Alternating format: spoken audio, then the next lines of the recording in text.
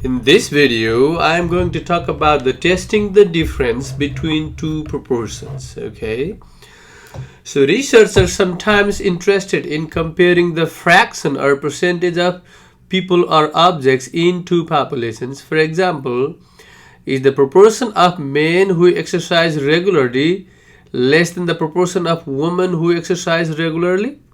Or are the survival percentage of the people in car accidents who used seat belt differ from those who did not use seat belts? So those kind of things, we are trying to compare the proportion or the fraction or the percentage, two different percentages. Okay, so we use the Z test to compare the equality of two proportions. Okay, all the other steps, step number 1, step number 2, all those are same. We will be using Z test, meaning that we will have to do Q norm and P norm thing. When you find out the P value, we use P norm, right? When you find out the critical value, we use Q norm. So because it is using the Z test. Okay, so what are the assumptions? The sample must be random samples. The sample data are independent of one another. Two samples must be independent of one another. And for both samples, n times the P is greater or equals to 5 and n times the Q is greater or equals to 5. N is the sample size and then P is the proportion. Okay, sample size minus times proportion must be greater or equals to 5. That's what it is saying. Okay, guys. All right. So let us go to one example. First, the steps, and the steps are the same. P1 minus P2 equals to 0. P1 minus P2 not equals 0 for two tail, greater than for right tail, and less than for left tail. So this is the formula to find out the test statistic. Okay, so P1 hat minus P2 hat is the difference of the sample proportions. P1 minus P2 is basically here it is 0. Okay, and P bar and Q bar are given by this formula. Okay, P hat, Q hat are given by this formula, and P bar is given by that formula. Okay, so P1 hat, P2 hat, and then Q bar is 1 minus P bar, and N1 and N2 are the sample sizes. Okay, to find out the P value, again we use the P norm. For the left tail test, P norm G and then 0, 1 if G is on the negative side, okay, left area. And P value for the right tail test is 1 minus, and for two tail test it depends on whether it is positive or negative. Okay, and the critical value method we use inverse norm. Actually we use Q norm, right? We use Q norm because we are using R. Inverse norm was for the calculator. Okay, and decision is similar as above. So let us do one example there, and then we will see. Okay, guys. So the example is, so in the nursing home study mentioned in the chapter opening statistics today, the researcher found that 12 out of 34 randomly selected small nursing homes had a resident vaccination rate of less than 80%. Okay, so 12 out of 34. That means for the first sample, okay, meaning that the small nursing homes, so x1 equals to 12 and 1 equals to 34. So you will find out P1 hat equals to 12 over 34, right? So I'm listing the given things here. And for the other sample, x2 equals to, while 17 out of 24, 17, and then n2 equals to 24, right? N2 is 24. And so what will be P2 hat? P2 hat will be 17 out of 24. That's what you get. Okay, so at alpha equals to 0.05, so alpha is given at 0.05. Test the claim that there is no difference in the proportion of the small and large nursing homes with resident vaccination rate of less than 80%. So what will be the null hypothesis? It looks like it is two-tailed, right? Because it says difference, right? So two-tailed. So how do I do that? Is basically, so number 1 is write down H0 is, we say that they are equal. P1 minus P2 in the population are equal. And then H1 is the two-tailed. So P1 minus P2 not equals to 0, right? So how do I find out the test value? So to find out the test value, you use that formula. Okay, so what will be that? It will be G equals to P1 hat minus P2 hat minus 0, because P1 minus P2 is 0, divided by P bar. Okay, we will find out P bar and Q bar. P bar, after you find out P bar, Q bar will be 1 minus P bar, and then times 1 over N1 plus 1 over N2. That's what you do, okay, and find out that value. And so depending on what value we get, number 3. So actually I have done all these in R here. Let me do that here. Look at this. So if you want to do by hand or by R, so that will be x1 equals to 12, x1 equals 12, n1 equals to 34, p1 hat. So p1 hat is x1 over n1, right? So x2 is 17, n2 is 24, so p2 hat is x2 over n2. So p bar is x1 plus x2 over n1 plus n2, right? So that is p bar. And then q bar is 1 minus p bar, okay? So null and alternative hypotheses are given like this. So let me run that, and then let me find out what will be the value of the g, okay, test value. So g is negative 2.66, that's what you get. So that is negative 2.66, okay guys. Now to find out, for the third step is find out the p value. This is two-tailed test, and it is lying on the left side, right? So what is happening? How do I find out the p value? The p value will be, this is negative 2.66. So area left of this, so 2 times the area left of this, because two-tailed test, okay? So p value is 2 times p norm negative 2.66 and then 0,1. That's what you do to find out the p value, okay? If you want to do the critical value method, so critical value and critical region, okay, you will find out that. So alpha is 0.05, right? So what is alpha half is 0.025, right? So what is happening there is you will be basically finding out the negative g alpha half and positive g alpha half, right? Where the left area is 0.025 and here the right area is 0.025. How do I do that? Is negative g alpha half is q norm and 0.025 and then 0.1, right? So you will get, I think, negative 1.96, okay?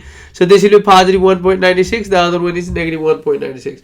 So how do I decide? Based on this, the critical value method is, see that if this test value falls in the rejection region, because this shaded region is the rejection region, right?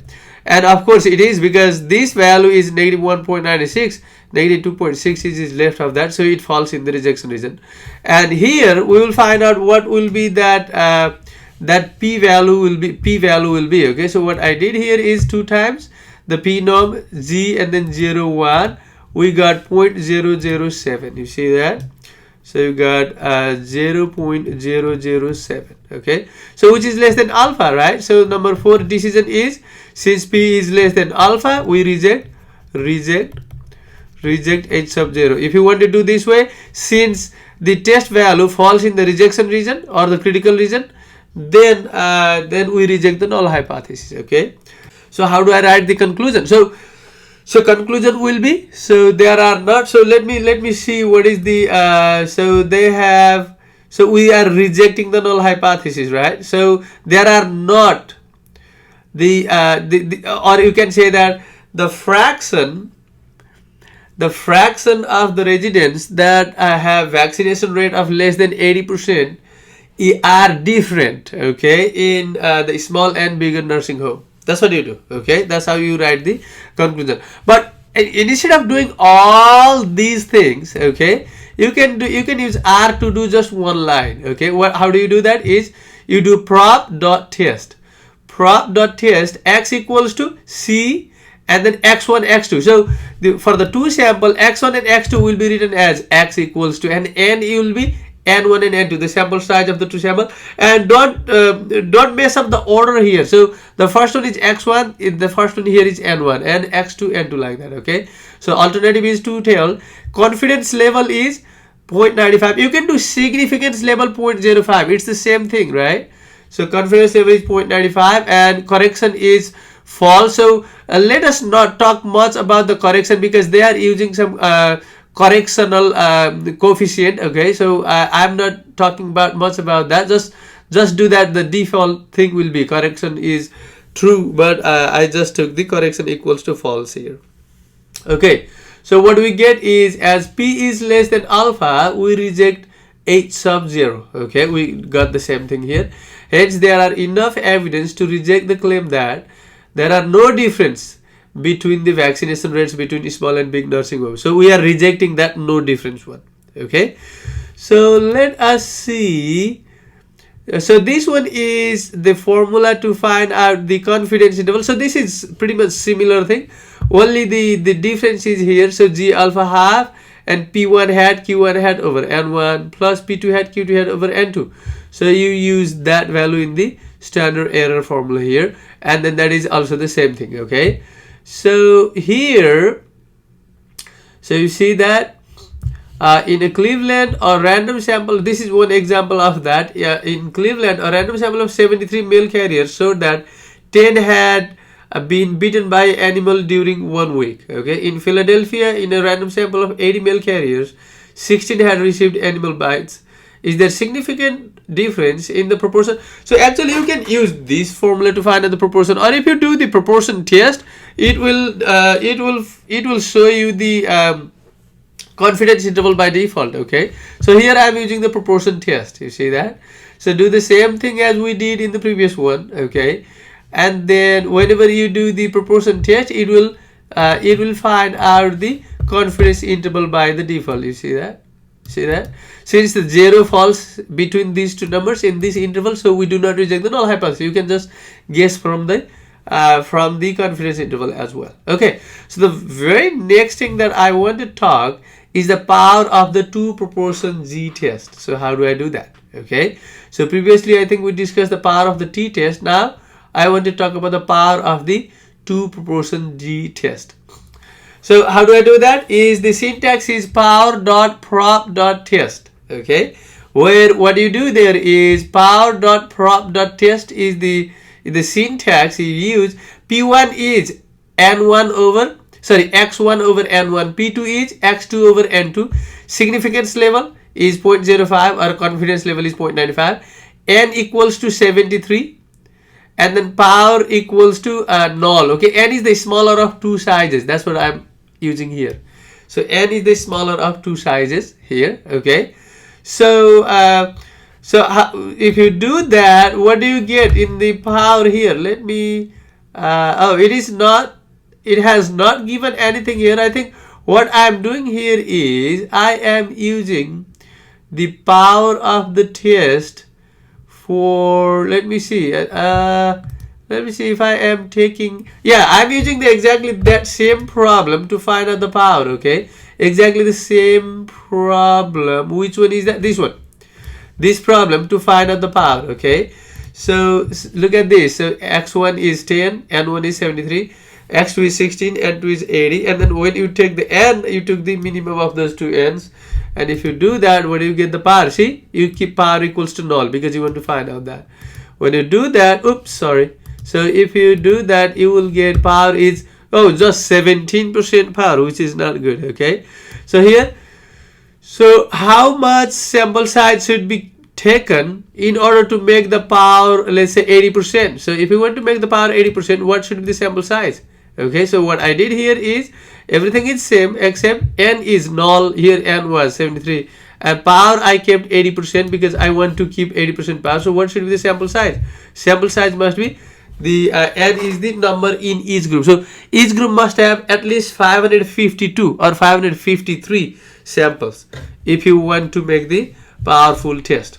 That's what the confidence interval of two proportion as well as power. Okay, so these are the practice problems. So I have taken one of these practice problem as a homework.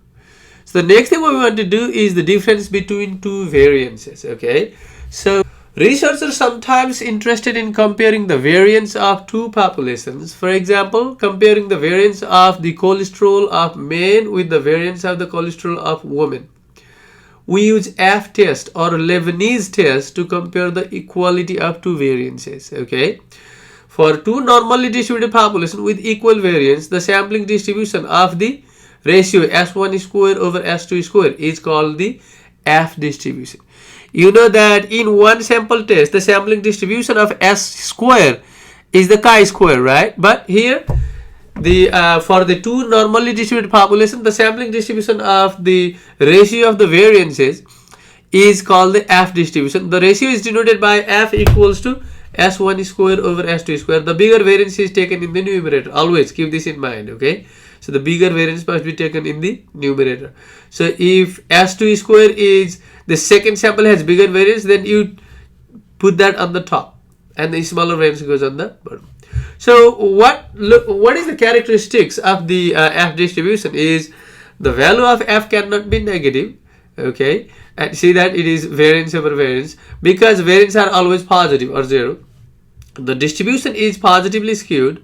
The F distribution is family of curves based on the degrees of freedom of the variance of the numerator and the degrees of freedom of the variance of the denominator, okay. So while calculating F, the larger variance should be always on the top. If the two populations have equal variance, then the test statistic is close to 1, okay. All right, so you can assume, you can think of that, right, because F is almost if they have the equal variances, they will be almost 1. I mean, if the population have the equal variance, then the sample will be almost equal to each other, right, and then the F value will be almost 1. That's what the notes there. So to find out critical values from table or calculator, so if you are doing by hand, we need to we need the degrees of freedom of numerator df uppercase N, and degrees of freedom of the denominator df uppercase D, and the area to the right, okay. So example is find the critical value for two-tailed F test with alpha equals to 0.05 when the sample size from the from which the variance for the numerator was obtained as 21, and the sample size from which the variance of the denominator was obtained as 12, okay. So so how do I do that? How do I use R to find out the critical value, okay, or to find out the p value, okay, guys. You see that? I think I have this. If you want to find out the p value here, this is the for the left. This is what you use here, right? PF and the test value, okay, and degrees of freedom of the numerator, degrees of freedom of the denominator. This is what you find out the area, okay. But if you are asked to find out the critical value, you use QF, okay. For the area you use PF, for the critical value you use QF there, okay. Let us see here. To find critical F value, we use QF and then left area, and then left area, and then DF and DFD. For example, find F value in a left, right, or two-tailed test with alpha equals to 0.05. Degrees of freedom of numerator is this is different one, but this one is degrees of freedom of numerator is 25, and degrees of freedom of denominator is 17, okay. So what do you do that? If it is left-tailed test, then all the alpha value will be on the left side, right? So it will be like, so it is like, if it is left-tailed test, then all that alpha value, alpha equals to 0.05, goes to the left here, right? 0.05. So if you want to find out that F left alpha value, how do I find out that? Is you do QF, so QF, and then left area is 0.05, and degrees of freedom of the numerator is 25, and degrees of freedom of denominator is 17, right? Similarly, if it is the right-tailed test, then you will be setting only that one, right? So you will be finding that F. To find out that F, since the QF needs the left area, so it is 0.05, then the total left area of this F will be what? 0.95, right? 0.95, and then 25, 17. You can do this way, okay, or you can do 1 minus QF, 1 minus that 0.005, right? It's the same thing. Alright, guys. So for the two-tailed test though, if it is two-tailed test, so little left-tailed test and then right-tailed test. If it is two-tailed test, right? In that case, you will have to find out alpha half, right? So it will be 0.05 divided by 2 is 0.025. So you will be setting both ends, right? So you will be setting 0.025, and then you will be setting this is 0.025, and then use QF 0.025 and QF 0.975, like that. Okay. So what will be the answer for this one then? Let me find out the answer for this one. What do you think the answer for this one will be? Find the critical value. In that example, it says find the critical value for two-tailed test. It is two-tailed test, okay, with alpha equals to, alpha is 0.05, right? So two-tailed we will be setting the alpha half in both sides, right? Since the f distribution have a right skew distribution, so it will be 0.025, half of that 0.025. so the f left and then f right, f left will be what? So qf and then 0.025. what is the degrees of freedom? 21. Okay, and the sample size is 21, so 20, right? 20 and then 11, because sample size minus 1 is the degrees of freedom. And for this one it will be qf and then 0.975, because the total area left of this value will be 95% here and then 2.5% here. 0.975, 20 and then 11. That is the answer for this example. Okay guys, so what are the assumptions here of the f test? So assumption for you testing the difference between two variants is the sample must be random sample, the population from which the sample were obtained must be normally distributed, the test should not be used when the distribution depart from the normality. So if it is like very far from the normality, then we should not use this test, because it will not produce you the reliable result. Okay, the sample must be independent of one another. Note that the critical value method, if possible, is easier if you are testing a hypothesis for equality between two variants by hand. Okay, if you are doing by hand, then the critical value method will be easier. But I mean, you can use any method, because we can find out p value by using pf and pf, right? That's what you find, and pf and then give the critical value, or give the test statistic. Okay guys, all right. So what are the steps? Steps are similar, only the difference is the f value, the test value is found by s1 square over s2 square, where s1 square is the bigger. Okay, so where the bigger one must go on the top.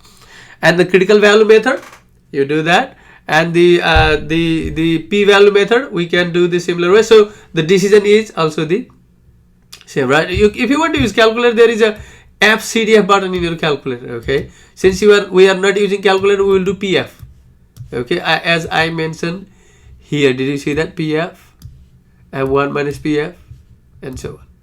See, left area, right area, and so on. All right, so let us see this example here. A medical researcher wishes to see whether the variance of the heart rates of smokers is different from the variance of the heart rates of people who do not smoke. Two samples are selected, find the data, and the data are shown. These are the data for those two samples. Okay, using alpha equals 0.05, is there enough evidence to support the claim? Assume that the variable is normally distributed. Since it says different from, so it should be two-tailed test, right? Look at this. N1 is 26, N2 is 18, variance 1 is 36, variance 2 is 10, right? So null hypothesis equal to versus not equals to, it is two-tailed test. So what is the test value? Is f equals to variance of 1 divided by variance of 2, right? So you find out how much would that be. Let me see that. So the f is 3.6. Okay, now the p value is 2 times 1 minus pf and then f 25 17. That is the degrees of freedom, right? So what do you find out? That again you may be thinking, is this f value lies on the left side or right side? Because to find out the p value, if this f test value lies on the left side, then you do 2 times area left of that, right? If it lies on the right side, you do 2 times area right of that. But how do I know that whether it falls on the left or right? What you can do there is, basically you can try assuming that it is left. Okay, assuming that this lies on the left side, and then find out just find out 2 times pf f 25 17. If it is greater than 1, then you will try 1 minus pf. Okay, so first of all you can just try 2 times and then pf f, like f 25 17. If it is greater than 1, then you think, no, this is not the way, so you should find out the right area. Okay, left area doesn't work, so you need to find out the right area, and then it will give you the less than 1. For example, here in this case, so 2 times that is 0.008. So it sounds like this falls on the right side. Okay, because when you find out the area right of that, then we got that is less than 1. Okay, so what we can say about this, we reject the null hypothesis because the p value is less than 1. Okay guys, sorry, p value is less than alpha. P value is less than alpha. So we reject the null hypothesis. So we can write the conclusion accordingly. So there is another example that you can see I have done in here. Okay, just do V. That example actually is the data is given. Here the statistic was given. Here the data is given. Chocolate and non-chocolate data. We have done that already. So I have written the R code for that. So variance var.test is data 1, data 2. Alternative is two-sided or left-sided, right-sided, whatever. And confidence level is 0.95, or you can write significance level SIG and then dot level as 0.005. Okay, so you can do that. If let me run that and then see what do I get. So I got the p-value is 0.07, which is greater than alpha, because alpha was what? Alpha is 0.10. So p-value is less than alpha. So we reject the null hypothesis. Okay, so the p-value is less than alpha. So here p-value is greater than alpha, right? So p is that one was p is less than alpha also, alpha, and here also p is less than alpha. Here also p is less than alpha. How did I know that? P is less than, because our alpha was 0.1 and then p value is 0.07. So we reject the null hypothesis. Okay. So there is another method called Lebanese test. But Lebanese test is usually used if you want to test the variance of more than 2 samples. Okay, if there are 3 samples, 4 samples like that, and if you want to test whether they have equal variance or at least one of the variance is not equal from the other, then we use a Lebanese test. But we can use Lebanese test in the 2 samples also. Okay, so what are the steps? All the steps are given here. I have done one example here, and I have done exactly the same example using R. Okay, so how do I do that? Is look at this. So F test is very sensitive to the departure from assumption that the measurements are normally distributed in the population. The Lebanese test is a popular alternative to test the equality of variance that assumes the frequency distribution of the measurement is roughly symmetrical. So the variance test that we used here, it needs normality. Okay, if the population is deviating from normality, then we should not use that test. But Lebanese test still works if the population is deviated from normality, but almost roughly symmetrical within all groups, but performs much better than F test when the assumptions are violated and can be applied for more than 2 groups. Okay, there are different modification of Lebanese test. The concept is to perform 2 sample t-test. We will use t-test, 2 sample t-test, but we need to do some more thing before we apply the t-test, not on the values of x but on the values of the data after conversion of another quantity using t-test on either xij minus xi bar or xij minus median of the group with the degrees of freedom is n1 plus n2 minus 2. Okay, let us see one example how I did here. Okay, use the 2 sample Lebanese test to test whether the variance in the number of moths caught are equal for 2 types of trap. Okay, so there are 2 types of trap, and then they measure how many moths were captured in each type of trap within in certain time interval. And we want to check whether their variance is different or whether their variance are equal, because you see that so there is 41, 52. Okay, type 1 trap, so one trap capture 41, another trap, type 2 trap capture 52 moths, and then similarly other pair. So we will so we want to know whether the variance of these 2 populations are equal or not. So the null and alternative hypothesis is there. Now to find out the test statistic, this is the formula for the test statistic. Okay, but to find out it, first of all we need to do some simplification. We need to find out the mean of these and mean of these separately. That's what we find out, x1 bar and x2 bar, and then we denote by x1 prime. What is x1 prime? Is the difference of each of these data from the mean. Find out 41 minus 36.45, 35 minus 36.45, and so on. This is the absolute value. If there is negative sign, ignore that.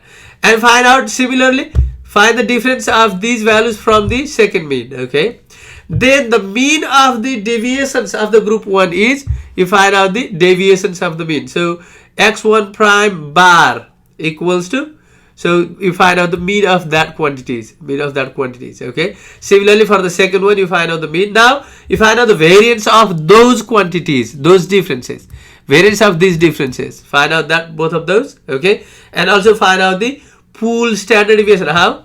SP square equals to n1 minus 1 s1 prime square. What is s1 prime? S1 prime square is that the variance of that differences, okay.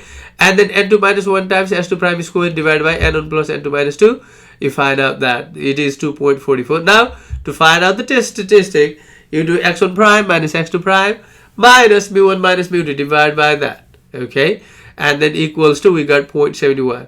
Now the critical value is for two-tailed test with alpha equals 0.05 and degrees of freedom is 19. The p value is that, okay. I use TCDF. You can do PT, 2 times PT, okay. Since this value is positive, you can do PT, okay, or this is the calculator syntax I used here to find out the p value, or you can find out the critical value and then see whether it falls or falls there or not. So either way, okay. Since the p value, so it should be p value, not the critical value, okay. So since p is greater than alpha, we do not reject the null hypothesis, okay. And then so you write down the conclusion yourself. So there are not enough evidence to support that the variance of the number of moths caught by the two traps are different, okay. So we cannot support that they are different, so they must be equal. All right. So note that we can use the Lebanese test to compare the variance between more than two variances, two populations, okay. See, you see that, and then where H0 is equality of the many variants and H1 is at least one of them are not equal. We talk this test in the later chapter. We'll do these things in the later chapters there, okay.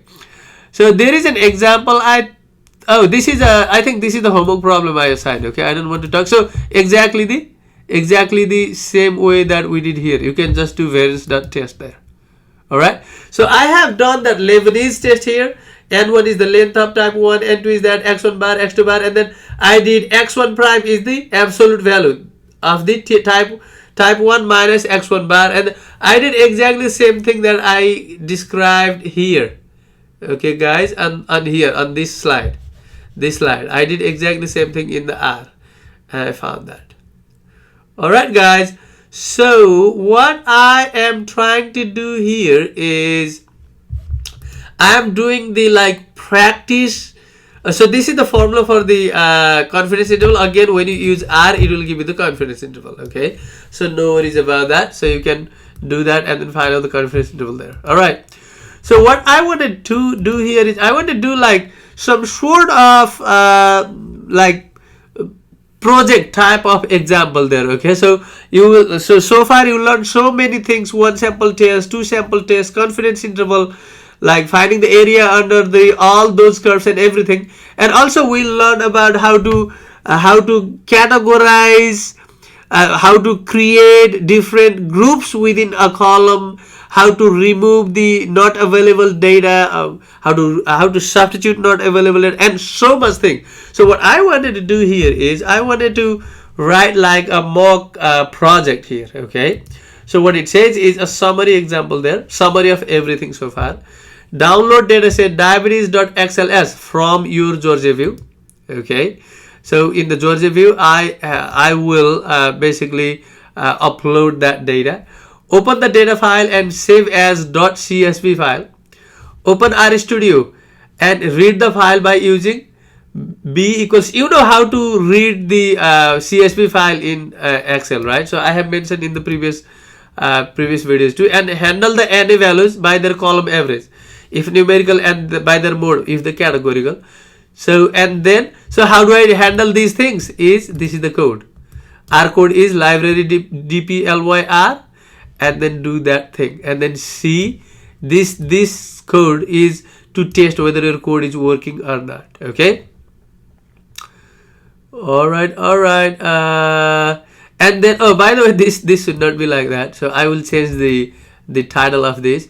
So this is the continuation from there. Next, use the subset function to select the dataset with small body frame only.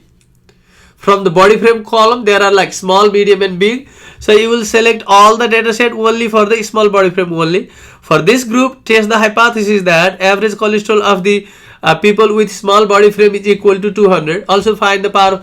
So all these things that I summarized in this example, and I have done that example here. Okay, so you see that B equals to read.csv, and that's what you get here. See, so what is the body frame? Body frame is here. That column is the body frame. Okay, there are some medium, some small, some large, and so on. And then what we are doing here is I'm calling the library deploy R. Okay, and then I'm doing mode. That's the definition of mode. And then I define C equals to. Okay, look at that. It is removing all those not available data. All right. Now what I'm doing here is D equals to subset.